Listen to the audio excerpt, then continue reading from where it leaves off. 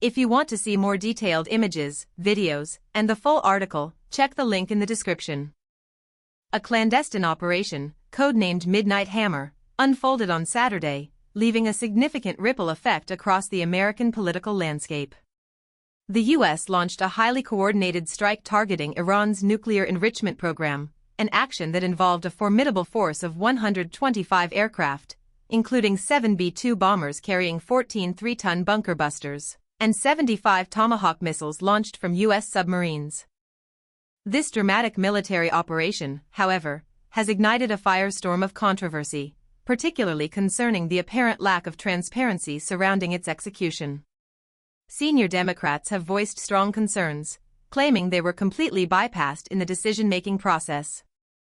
Prominent figures like Senator Mark Warner of Virginia and Representative Jim Himes of Connecticut, both holding key positions on Senate and House intelligence panels, reportedly received no prior briefing about the imminent attack. This stark contrast emerges against claims that their Republican counterparts were given advance notice, highlighting a significant partisan divide in the handling of this sensitive operation. Reports indicate that Senate Minority Leader Chuck Schumer was informed shortly before the attacks commenced at 6:40 p.m. Eastern Time, underscoring the selective dissemination of information. Representative Himes's committee staff only learned of the strike from the Pentagon after President Trump announced it on social media shortly before 8 p.m., according to Axios.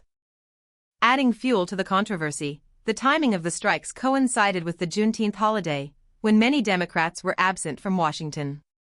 This further fueled accusations of a deliberate attempt to circumvent congressional oversight. The White House, however, presented a different narrative. Defense Secretary Pete Hegseth, in a Sunday press conference, emphasized the meticulous planning and preparation that went into the operation, stating that months and weeks of positioning and preparation were required to ensure readiness upon the president's order. He alluded to the strategic deployment of B-2 bombers to Guam earlier that Saturday as part of a carefully orchestrated misdirection campaign. The lack of preemptive notification to key lawmakers, particularly those on intelligence committees, has raised serious questions about the administration's adherence to established protocols. Senator Chris Coons, a senior Democrat on the Senate Foreign Relations Committee, highlighted the critical information typically shared before such decisions are made, including cost, duration, risks to troops, and overall strategy. While senators are expected to receive a briefing next week, the lack of prior consultation has sparked widespread outrage.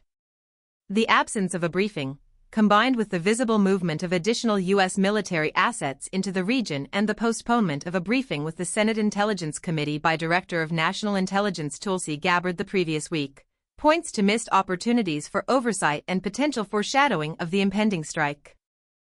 The operation's impact extends beyond immediate military concerns.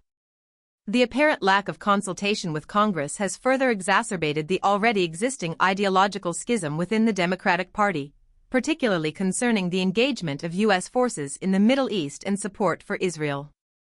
While some Democrats, like Senator Adam Schiff of California, acknowledged the potential short-term positive impact on slowing Iran's nuclear program, voicing concerns about Iran's potential accelerated pursuit of nuclear weapons following the strike, many others have condemned the action as unconstitutional and a dangerous escalation of tensions. Senator Schiff stated that the strikes were not constitutional and that Congress should have been involved in such a substantial action. He also highlighted the uncertainty about the long-term consequences, stating, "We simply don't know if the world is safer." His assertion that this was an order that should not have been given in the absence of a briefing reflects a deep concern shared by many in his party. The silence from prominent 2028 Democratic presidential hopefuls regarding the recent conflict between Israel and Iran has been notable. Joel Rubin, a former Obama administration official, suggested that this silence reflects the complexities of navigating the party's diverse constituencies, especially considering the widespread opposition to Israel's actions in Gaza. This cautious approach underscores the political sensitivities surrounding the issue, and the potential backlash for openly supporting actions seen as aligning with Israeli interests.